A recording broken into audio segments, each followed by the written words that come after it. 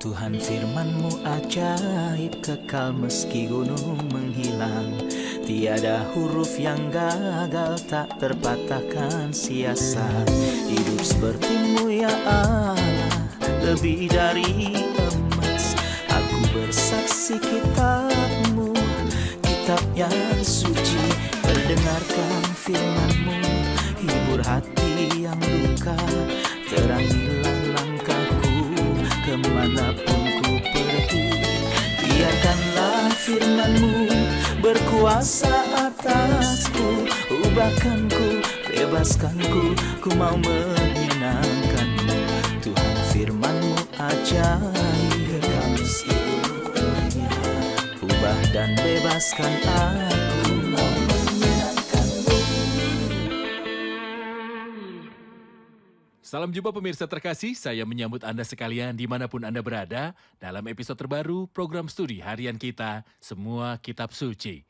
Dalam studi ini kita telah mencapai kitab Kisah Para Rasul pasal yang ke-27. Pasal sebelum satu pasal terakhir dalam kitab besar ini. Dalam studi hari ini, kita akan berbicara tentang perjalanan Paulus ke Roma untuk memohon kepada Kaisar. Untuk memulai, izinkan saya menyambut tamu kehormatan di studio, hamba Tuhan Yosef Riyad. Selamat datang, Saudara Yosef. Terima kasih, Saudara Riyad. Sebuah kehormatan. Tuhan memberkati Anda. Juga para hadirin di studio, selamat datang. Saudara Yosef, mohon berikan kami gambaran tentang pasal 27. Pasal 27 menceritakan kepada kita perjalanan Paulus dari Kaisarea ke Roma.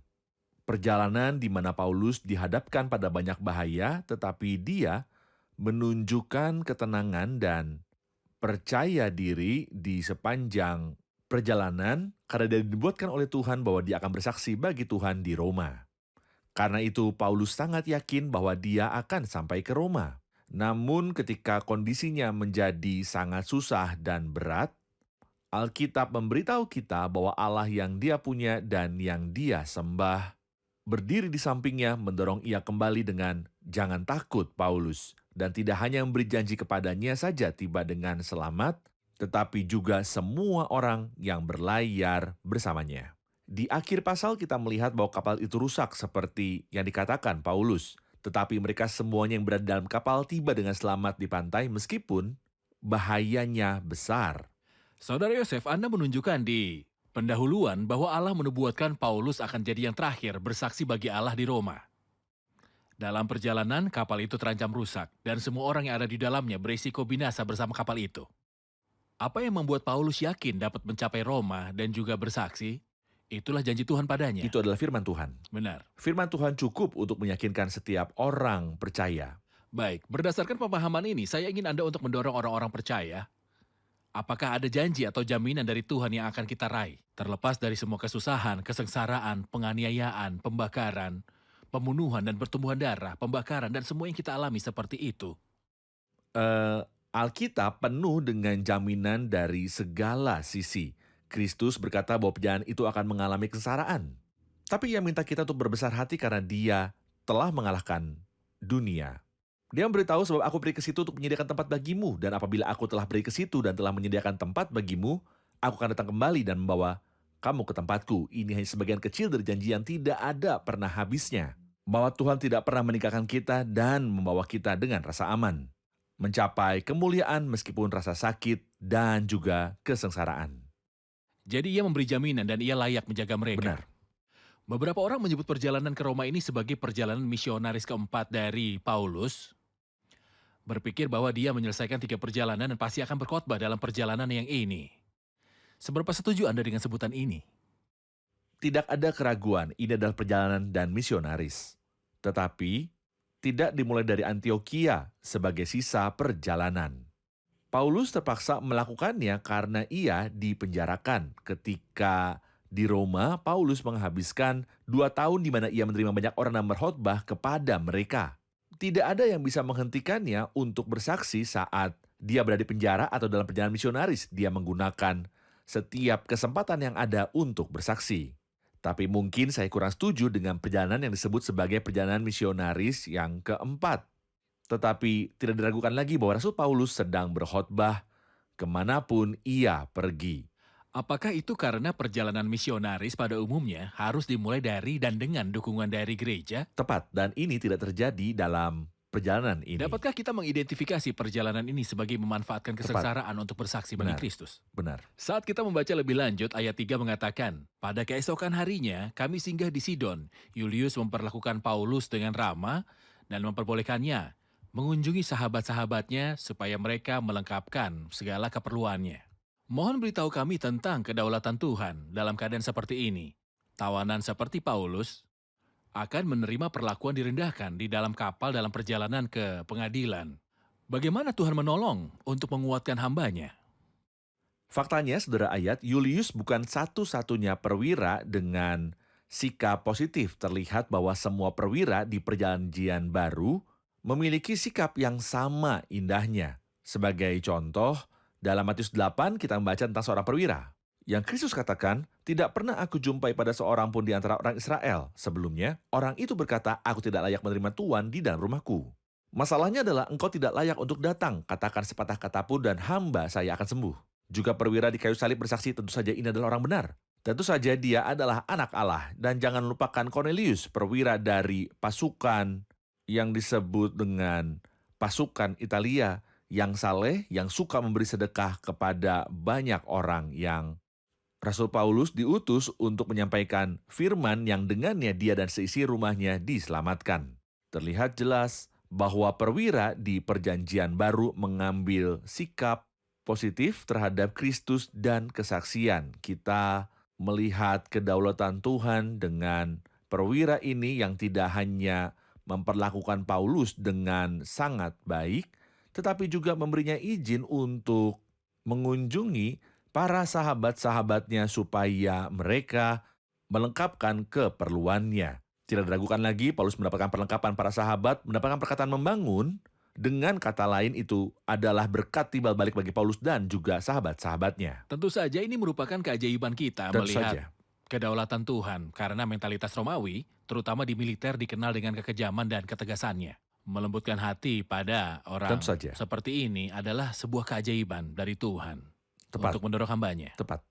Ayat 4 kita membaca, oleh karena angin sakal, kami berlayar dari situ menyusuri pantai Siprus. Apa yang Anda lihat? Dari ayat yang pendek ini, angin sakal, kami berlayar. Omong-omong, ini bukan pertama kalinya kita melihat angin yang mengamuk dalam perjanjian baru. Kita membacanya lebih dari sekali dalam kitab Injil. Dalam Matius 8 kita baca bahwa Kristus berada di sebuah kapal bersama murid-muridnya ketika badai besar dan angin bertiup dan Tuhan menenangkan badai dan angin.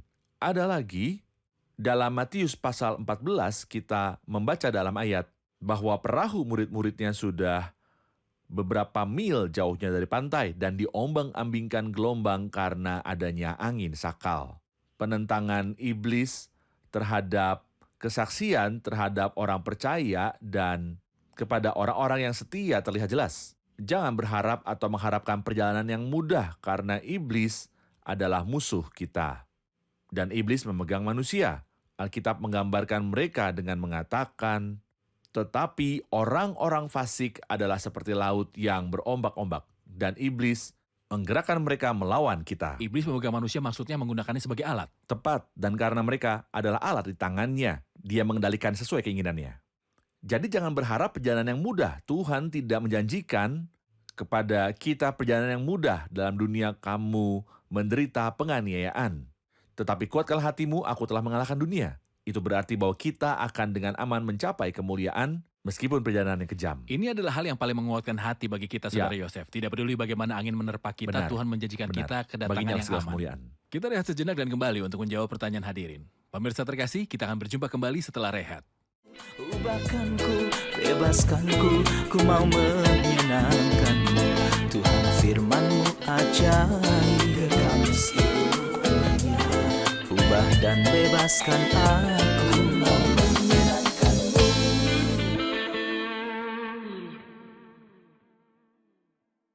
Kami kembali pemirsa terkasih untuk menjawab pertanyaan hadirin di studio. Ada pertanyaan? Silakan. Saya ingin tahu siapa Aristarkus. Dan mengapa Aristarkus yang menemani Paulus dan para tahanan? Memang Paulus adalah seorang tahanan dan akan diadili. Mengapa? Aristarkus pergi dengan kapal tahanan? Tampaknya tahanan lain adalah penjahat dan dijatuhi hukuman mati, seperti yang dipikirkan oleh beberapa orang. Mereka sedang dalam perjalanan ke Roma untuk dieksekusi. Tapi Paulus pergi dengan pilihan dan kemauannya sejak dia telah mengajukan banding pada kaisar. Karenanya dia diperlakukan berbeda dari para tahanan yang lain. Dari pembacaan kita di ayat 2, Aristarkus menyertai kita. Kita menyimpulkan bahwa istilah menyertai kami mengacu pada Lukas yang pernah bersama dengan Rasul Paulus. Jadi Paulus naik karena dia telah mengajukan banding pada kaisar dan ditemani oleh Lukas yang tidak menyebut namanya dengan kerendahan hati tetapi menyebutkan nama Aristarkus. Kita akan membaca tentang Aristarkus untuk kedua kalinya dalam surat-surat ketika Paulus berkata, Aristarkus rekan sepenjaraku. Dia menerima atas kemauannya sendiri untuk dipenjara, untuk menemani Paulus. Namun, kita tidak tahu apakah ada tuduhan terhadapnya. Kita anggap tidak ada. Saudara Yosef, ayat 9 dan 10 mengatakan, sementara itu sudah banyak waktu yang hilang, waktu puasa sudah lampau dan sudah berbahaya untuk melanjutkan pelayaran. Paulus menasihati mereka dengan mengatakan, saudara-saudara, aku lihat bahwa pelayaran kita akan mendatangkan kesukaran-kesukaran dan kerugian besar. Bukan saja bagi muatan dan kapal, tetapi juga bagi nyawa kita. Jelas bahwa Paulus adalah orang yang mendominasi adegan di sini. Dia memiliki semacam otoritas atau perintah atas kapal. Dia menasihati dan juga memperingatkan. Mohon ceritakan tentang status Paulus di kapal saat menjadi tahanan. Tidak diragukan lagi Paulus memiliki status memerintah dan bukan hasil dari tampilan fisik karena perkataannya di tempat lain. Sikapnya lemah dan perkataan-perkataannya tidak berarti. Tetapi dia dipenuhi oleh Roh Kudus. Itulah sebabnya dia dihargai. Juga perkataannya akurat. Kita membaca bahwa tetapi perwira itu lebih percaya kepada jurumudi dan nakhoda daripada kepada perkataan Paulus.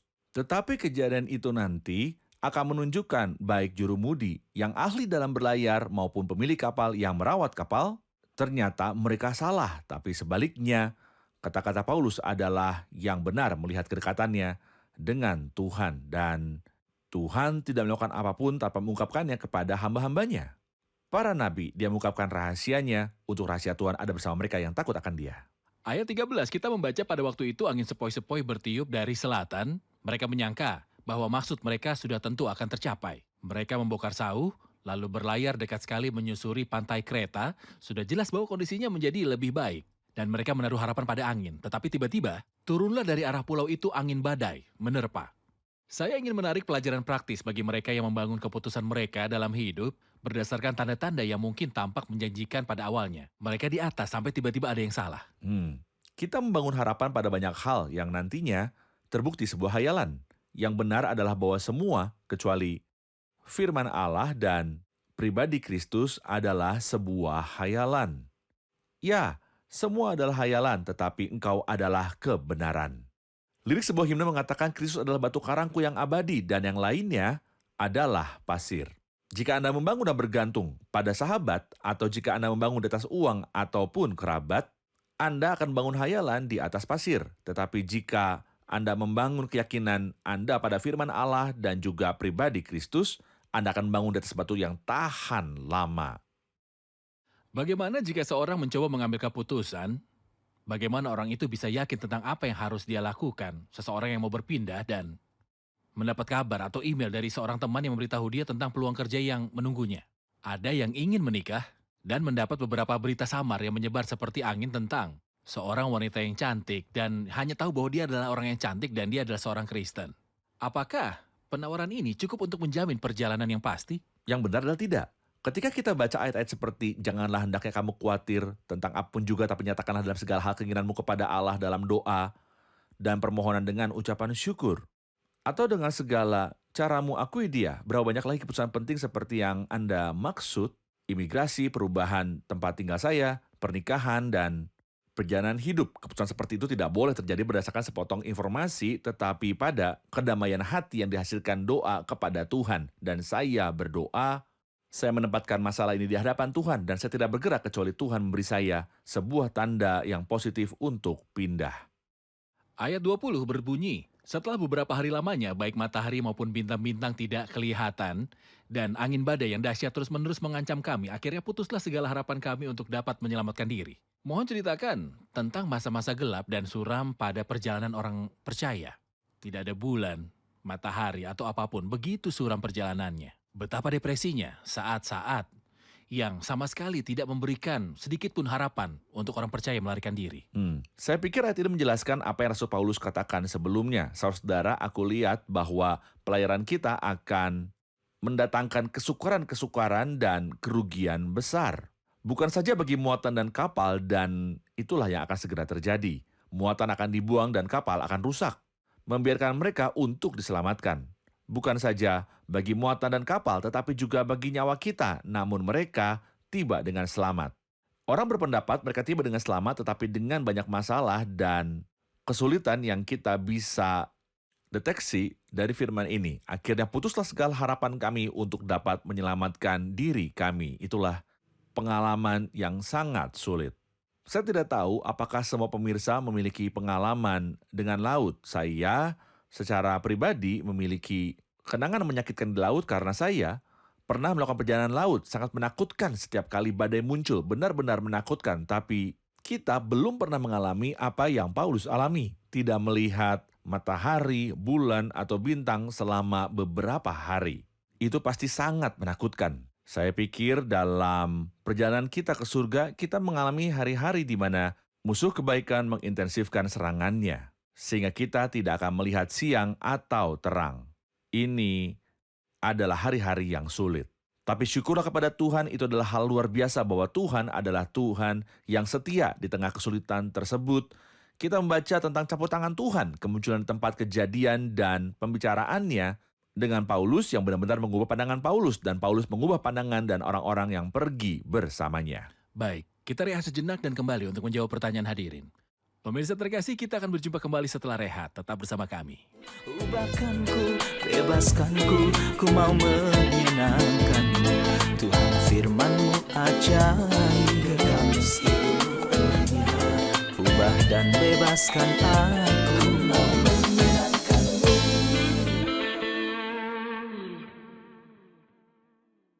Kami kembali pemirsa terkasih untuk menjawab pertanyaan hadirin di studio. Silakan. Ayat 9 berbicara tentang puasa, tentang apakah puasa ini, apa hubungannya dengan perjalanan mereka, mengapa disebutkan di sini. Ayat 9 mengatakan waktu puasa sudah lampau. Puasa apa yang dimaksud di sini? Ketika puasa disebutkan didahului dengan pasal yang pasti tanpa menyebutkan puasa yang mana. Kita harus menyimpulkan bahwa itu adalah satu-satunya hari yang Tuhan perintahkan umatnya dalam perjanjian lama untuk berpuasa, yakni di hari penebusan. Mengapa disebutkan di sini? Apa nilai atau makna historisnya menyebutkan puasa di sini? Ini untuk memberitahu kita bahwa musim dingin sudah dekat, karena hari pendamaian menjelang akhir bulan ke-10. Itu berarti sekitar awal musim dingin, karenanya saat puasa selesai, Paulus terus memperingatkan mereka untuk tidak berlayar di musim dingin, mengingatkan mereka adalah bahayanya.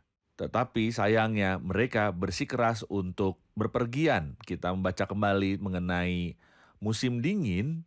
Dalam ayat yang ke-12 kita diberitahu bahwa lokasinya tidaklah cocok untuk musim dingin. Kemudian mereka pergi untuk menghabiskan musim dingin di Phoenix. Jadi puasa di sini adalah tentang hari penebusan dosa, yaitu pada akhir bulan Oktober. Dia bermaksud mengatakan bahwa perjalanan dari waktu itu sampai akhir musim dingin tidaklah aman. Saudara Yosef, Anda mengatakan bahwa puasa ini mengacu pada hari penebusan dosa, yang merupakan satu-satunya puasa. Tapi di sini di ayat 21 dikatakan, dan karena mereka beberapa lamanya tidak makan, berdirilah Paulus di tengah-tengah mereka dan memberitahu mereka apa yang akan kita baca nanti. Apa yang dimaksud dengan puasa dalam ayat ini? Ini tentu berbeda dengan puasa yang dikatakan berakhir. Kita akan memahaminya dari ayat 33. Ketika hari menjelang siang, Paulus mengajak semua orang untuk makan. Katanya, sudah 14 hari lamanya kamu menanti-nanti saja menahan lapar dan juga tidak makan apa-apa. Karena itu aku menasihati kamu supaya kamu makan terlebih dahulu. Hal itu perlu untuk keselamatanmu. Tidak seorang pun di antara kamu akan kehilangan sehelai pun dari rambut di kepalanya. Menghadapi badai yang menakutkan ini dan sama sekali tidak adanya cahaya, Pada siang dan malam tidak ada yang memikirkan makanan dan mereka tinggal tanpa makanan selama sekitar 14 hari. Ini adalah hal yang mengerikan. Siapa yang akan makan dalam situasi seperti itu? Seseorang hampir tidak akan minum air jika haus tapi tidak ada yang akan memikirkan makanan dari ketakutan dan kengerian mengharapkan malapetaka mereka sebentar lagi. Ini bukanlah puasa yang... Ini bukan ritual puasa yang terkait dengan perayaan Tidak, apapun. tidak. Baik, kita berbicara sebelum rehat tentang kondisi mereka tanpa matahari, bintang-bintang, dan bulan, tentang keputusasaan. Tetapi Tuhan campur tangan. Bagian terakhir dari ayat 21 mengatakan, saudara-saudara, jika sekiranya nasihatku dituruti supaya kita jangan berlayar dari kereta, kita pasti terpelihara dari kesukaran dan kerugian. Tetapi sekarang juga dalam kesukaran ini aku menasihatkan kamu supaya kamu tetap bertabah hati, sebab tidak seorang pun di antara kamu akan binasa kecuali kapal ini. Karena tadi malam seorang malaikat dari Allah, yaitu dari Allah yang aku sembah sebagai miliknya, berdiri di sisiku, dan ia berkata, jangan takut Paulus, engkau harus menghadap Kaisar, dan sesungguhnya oleh karunia Allah maka semua orang yang ada bersama-sama dengan engkau. Mohon ceritakan campur tangan Tuhan dalam pengiriman pesan ini kepada Paulus, hambanya pada waktu itu. Pertama-tama saya ingin mengatakan bahwa ada perbedaan besar dan kontras antara dua perjalanan, yang satu dalam perjanjian lama dan yang lainnya dalam perjanjian baru. Perjalanan Yunus dalam perjanjian lama juga mengalami badai yang dahsyat yang mengancam kapal dan orang-orang bertanya-tanya siapa yang membawa malapetaka. Bencana. Karena siapa kita ditimpa oleh malapetaka ini. Sedih untuk mengatakan bahwa Yunus Nabi yang membawa bencana. Di sini kita melihat sebaliknya, kita melihat badai besar tapi ada yang membawa berkat. Siapakah ia? Ia adalah Rasul Paulus. Seseorang yang taat, takut akan Tuhan dan dipenuhi oleh Roh Tuhan. Tuhan menampakkan diri kepadanya dan mengatakan kepadanya, ungkapan yang indah seperti oleh karunia Allah, maka semua orang yang ada bersama-sama dengan engkau. Apa yang saya katakan adalah bahwa orang percaya bisa berada di salah satu dari dua posisi. Baik bencana bagi orang-orang sekitarnya ketika dia berjalan dalam ketidaktaatan seperti Yunus, atau berkat bagi orang-orang di sekitarnya ketika dia berjalan dalam ketaatan. Ini adalah pertanyaan saya kepada setiap orang yang mendengarkan saya. Jika Anda orang percaya sejati, apakah Anda menjadi berkat di tempat Anda berada, atau apakah Anda menjadi malapetaka karena tidak mentaati firman Tuhan? Tetapi dorongan apa yang Allah berikan kepada hambanya, Paulus, melalui perkataan ini? Dia meyakinkannya untuk kedua kalinya. Jangan sampai Paulus lupa, karena kita semua cenderung lupa. Kita cenderung melupakan janji-janji lamanya ketika menghadapi keadaan sulit, maka Tuhan mengulangi janji bahwa Paulus akan datang ke hadapan Kaisar. Paulus tidak hanya akan tiba dengan selamat dan berdiri di hadapan Kaisar, tapi demi dia Tuhan menganugerahkan semua orang yang bersamanya untuk selamat. Kita akan melihat ini di akhir pasal. Saudara Yosef, apa yang Anda lihat dalam perkataan Paulus dari Allah yang aku sembah sebagai miliknya? Bukan hanya Tuhan berdiri di sisiku. Sebelum dia berkata berdiri di sisiku, dia berkata yang aku sembah, aku miliknya. Ada ayat yang bagus dalam Mazmur 119 ayat 94.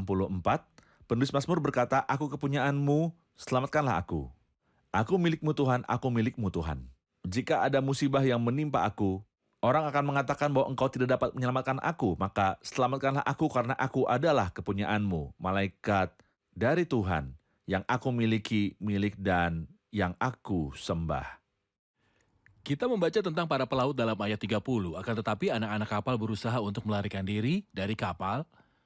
Mereka menurunkan sekoci dan berbuat seolah-olah mereka hendak melabuhkan beberapa sau di haluan. Para pelaut yang seharusnya menyelamatkan orang, tetapi mencoba meninggalkan kapal tenggelam dengan semua penumpangnya. Beritahu kami tentang hati manusia ketika dia adalah kapten kapal. Hal yang biasa bagi manusia untuk memikirkan diri mereka sendiri. Orang-orang dapat mengorbankan anak-anak mereka untuk melarikan diri dari banjir. Inilah hati manusia yang egois. Kebalikan mutlak dari hati Kristus yang ketika tentara datang untuk menangkapnya, ia mengatakan kepada mereka, jika aku yang kamu cari, biarkanlah mereka ini pergi. Semua orang mengikuti Kristus dengan tulus dan dengan hati yang murni, mengutamakan orang lain daripada dirinya sendiri. Jelas kita tidak akan melihat karakter ini pada manusia alami yang normal. Dalam hati manusia ada keegoisan, egoisme, dan juga ketamakan. Ayat 36 berbunyi, maka kuatlah hati semua orang itu dan mereka pun makan juga. Jumlah kami semua yang di kapal itu 276 jiwa. Lukas memberitahu kita jumlah pastinya. Ya. 276. Di akhir pasal dia berkata bahwa kapal itu pecah, lalu ayat ke-44, papan atau pecahan-pecahan kapal. Demikianlah mereka semua selamat naik ke darat. Mengapa dia menunjukkan jumlah pasti dari mereka yang ada di kapal? Dan bagaimana hubungannya dengan ayat terakhir yang menunjukkan bahwa semua penumpang selamat meskipun kapal pecah? Dia ingin menunjukkan bahwa jumlahnya tidaklah sedikit. Selain itu, ini adalah keajaiban bahwa semua penumpang kapal selamat dari kapal karam dan tidak satu pun dari mereka yang tenggelam. Ini adalah kejadian yang tidak biasa. Selanjutnya ketika kita membaca pasal tersebut, Rasul Paulus berkata tidak sehelai pun dari rambut kepalamu akan hilang. Itulah sebabnya apa yang Tuhan katakan kepada Paulus dan apa yang dikatakan oleh Paulus kepada para penumpang dikonfirmasi di akhir pasal. Terima kasih Saudara Yosef. Sebuah perjalanan yang harus memiliki pemikiran spiritual dan dispensasional yang perlu kita tahu. Kami ingin di episode berikutnya Anda menguraikan aspek perjalanan Paulus. Amin. Tuhan memberkati Anda, mari kita rangkum bersama hadirin. Mengapa Aristarkus berada di kapal bersama Paulus? Kita tahu bahwa Paulus adalah tawanan yang sedang dalam perjalanan menuju ke pengadilan. Mengapa Aristarkus di kapal bersamanya? Aristarkus adalah seorang Makedonia dari Tesalonika. Dia bersama Paulus selama kerusuhan yang terjadi di Efesus. Atas kemauannya sendiri, ia ingin melanjutkan perjalanan bersama dengan Paulus. Dia diterima menjadi tahanan bersama dengan Paulus di kapal, sehingga dia bisa melanjutkan perjalanan dengan Paulus. Dia bisa tinggal bersama para tahanan. Karena Paulus memiliki status yang berbeda dari para tahanan. Mereka memiliki hukuman mati, tetapi dia telah mengajukan banding ke Kaisar. Jadi dia diperlakukan berbeda. Tepat. Puasa yang telah usai dan yang disebutkan oleh Paulus di ayat 9. Puasa apakah itu? Puasa datang didahului oleh artikel yang pasti. Ini mengacu pada satu-satunya hari yang Allah perintahkan dalam perjanjian lama untuk berpuasa, yaitu hari penebusan dosa. Dalam pasal ini memiliki makna historis yang menunjukkan bahwa hari itu datang dengan awal musim dingin. Untuk alasan ini, Paulus menghentikan perjalanan karena musim dingin sudah dekat. Luar biasa. Terima kasih untuk Anda semuanya. Terima kasih Saudara Yosef. Tuhan berkati Anda. Tuhan memberkati kita semuanya. Amin. Pemirsa terkasih, sampai jumpa di episode berikutnya untuk mengetahui apakah ada kemiripan antara perjalanan Paulus dan perjalanan gereja ke surga. Kita akan pelajari ini di episode selanjutnya. Tuhan menyertai Anda.